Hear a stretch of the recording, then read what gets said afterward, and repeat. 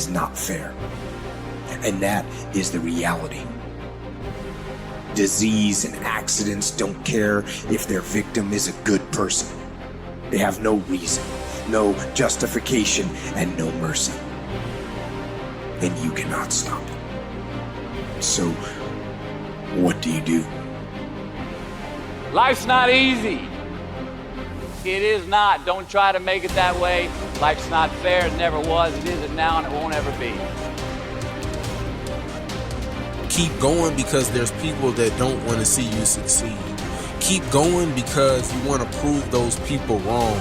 You want to knock the naysayers down. You want to make them your footstool. I'm telling you to keep going when you face opposition. I'm telling you to keep going when you face adversity. People always ask me like there's some magical response. How did you go from just coming from Liberty City, selected one of the top 5 speakers in the world? I was willing to work. Most people aren't willing to do that because I was moving. I want you to write this down. Keep it moving. One of the things that you don't want to do is become comfortable with where you are when you know in your heart of hearts you can have more and you can do more, and there's a life for you beyond survival. And I just felt that I could do more. I say step up. Be the one who people look to. Absorb the impact and the negativity. No matter what is happening, no matter how hard the fight is, as long as you keep fighting, you win. Only surrender is defeat. Only quitting is the end. So fight on. Sometimes you're gonna just say you just don't have it anymore. You must reconnect with your possibilities. It's time for us to rise again.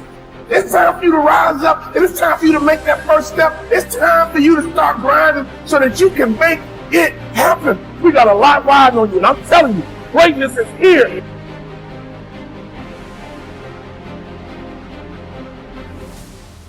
You can be and do whatever you want, and nobody can stop you. Nobody can stop you but you.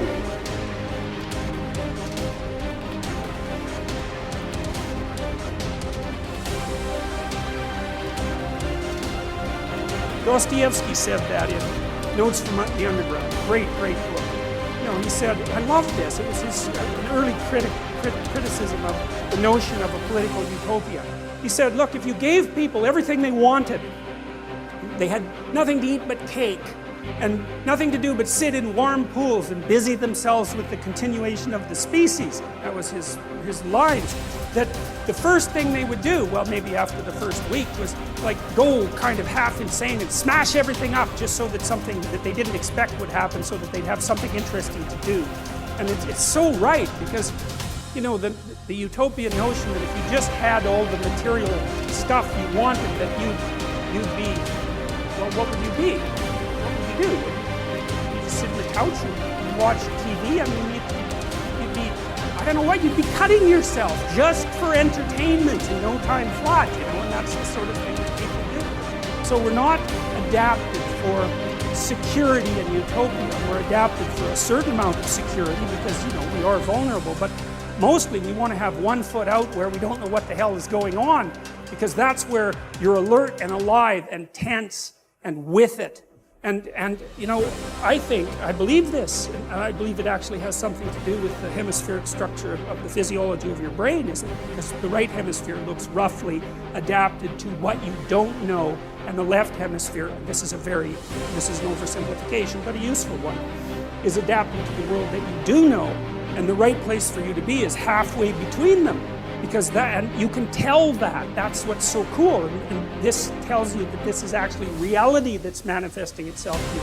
You know, that sense of active engagement you have in the world when things are working well for you, you know, where you should be at the right time. You're alert and on top of things and engaged, and you don't have much of a sense of time. And the sense of the tragedy of life sort of recedes, and that's when you've got one foot where it's secure and one foot out in the unknown. And your brain signals to you that you're in the right place by making what you're doing meaningful.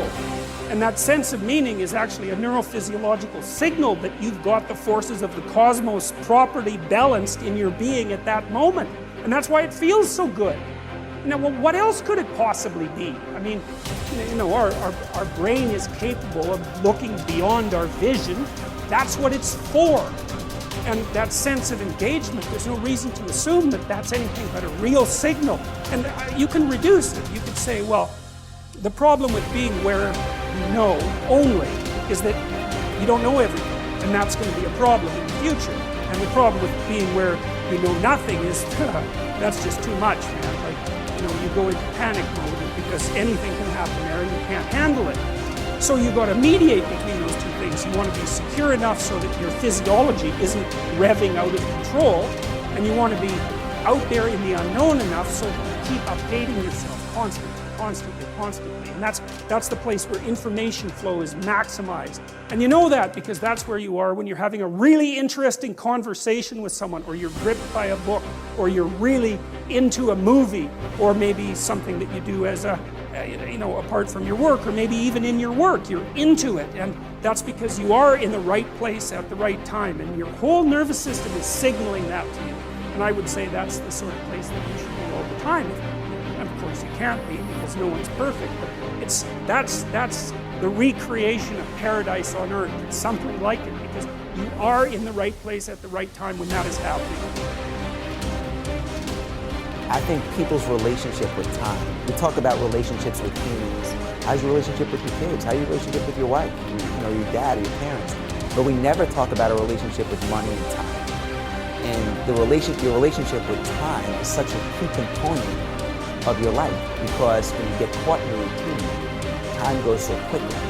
When you understand that there are maybe only 28 summers left, and if you want to truly, you know, get as much experientially out of life, it just creates a tremendous amount of urgency. So, and the fear goes away. Because you're like, shit, man, nobody on the planet, like everybody, no one's going to be here in 100 years. Do I care what he thinks that, like, we're not going to be here in 100 years. So why wouldn't I take a chance? And it's just, I don't know. It's just so, I stopped writing it because I'm so aware of it. There's not a day that goes by when my head hits the pillow where I don't say to myself, like, you know, did I maximize the day, and am I aware of my mortality? And it might sound depressing, but it's not. For me, it's thrilling. It's thrilling. You have to make that decision for yourself. You have to decide, I'm going to pursue that path, which is going to be really, really hard and difficult and take many, many years and be a great sacrifice, or am I going to pursue being a great employee? Now, if you want to be a great employee, you've got to remember something. You're hired to help someone else achieve their goals, which is cool. There's nothing wrong with it. But if you don't understand that, you are not going to be a good employee. So you have a boss and they say, here's our goal for the quarter. You're going to help me get there. You work like hell to make sure that they achieve that goal. You're part of that team. That's very important. And then you keep moving up the ladder. And the great thing about that is if you're a good employee, you can also do very well. It's not the same as being an entrepreneur. You're never going to probably make as much money as you could have had you started the company, is my point. But you'll get the Saturdays off, the Sundays hang out, go to the soccer games with the kids, have a more balanced life. There is no balance in entrepreneurship. We talked about love and how to have love in a relationship. And one of the complaints that I hear, or one of the issues that I hear in people's lives is that they don't feel loved, they don't experience being loved, they're not loved. And they're then left with this kind of tail chasing exercise, okay? Where they're on the lookout to love themselves first. I first must love myself, which is that statement alone is very insular. It kind of turns you in the way, all right? So, which goes against the grain of love as an expression, right? So love is an expression, but I have to love myself first. It doesn't quite add up, and you got to check this out for yourself, okay? So, what we got to in my conversation with the client was that they themselves could see when they're being loved, that is, when someone in their life says, I love you, that they experienced love. And right away in the moment, it seems like I'm experiencing you giving me love. If you look again, if you actually inspect again, you'll see in the moment that they said, I love you, what you were actually present to was your own love for them. Now, if you again look in your life, you'll find there's occasions when people have said, I love you, and you didn't experience anything. In fact, for some of you, if you've had issues with certain people in your life and they say, I love you, you often experience resentment or upset, or, you might not always say it, but you'll experience it.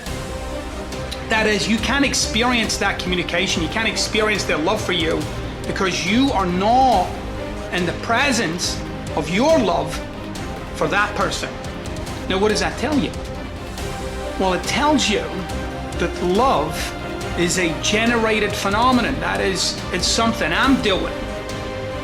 It also tells me that love is not an outside-in phenomenon, but rather it's the other way around. It's inside out. That is, I have to be in the presence of my love for you to receive your love.